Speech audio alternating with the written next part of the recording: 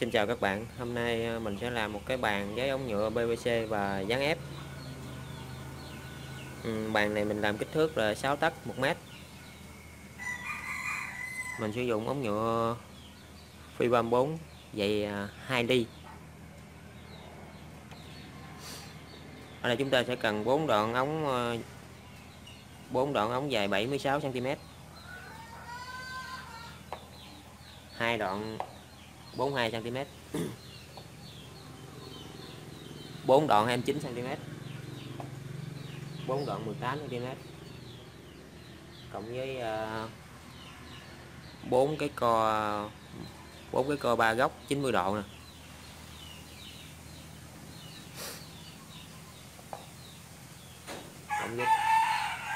Cộng với 8 cái tê.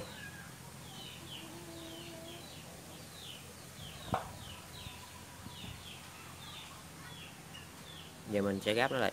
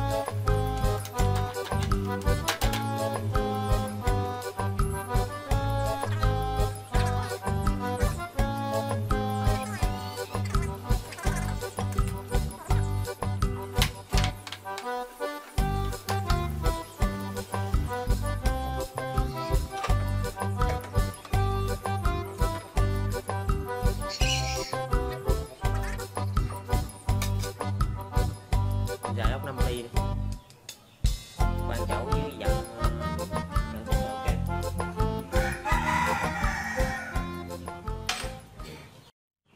Rồi giờ mình dán keo xong rồi các bạn, giờ mình sẽ khoan để bắt ốc xuống luôn, dính luôn.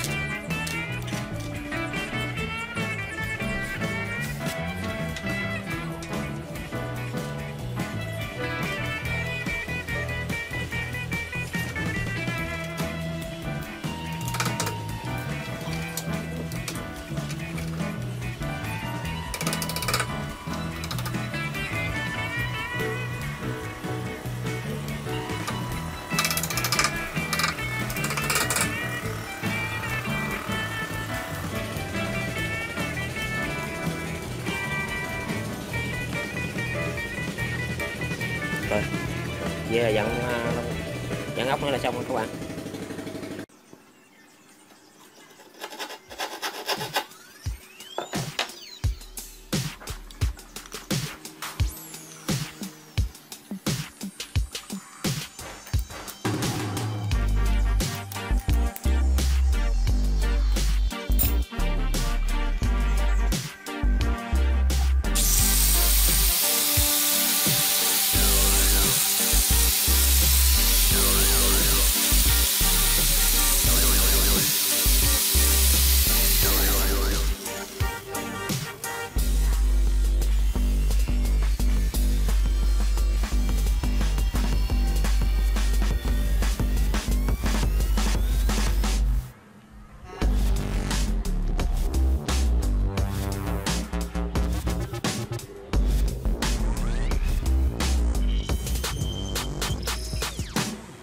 Rồi sẵn đây mình làm thêm cái ghế luôn các bạn ơi,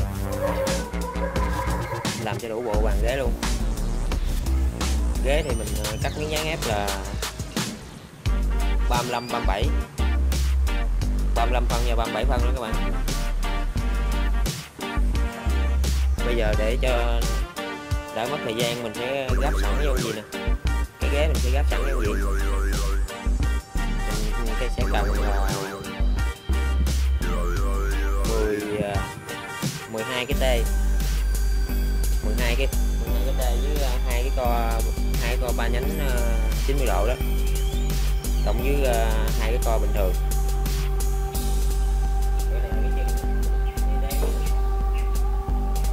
Thì mình sẽ gắn vô luôn.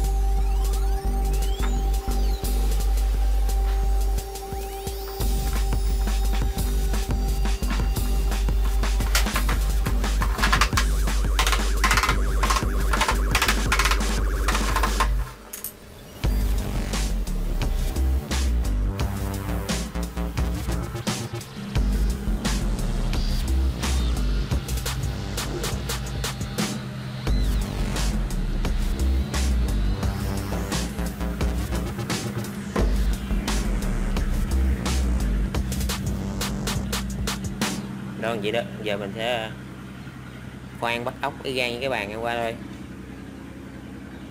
rồi là xong.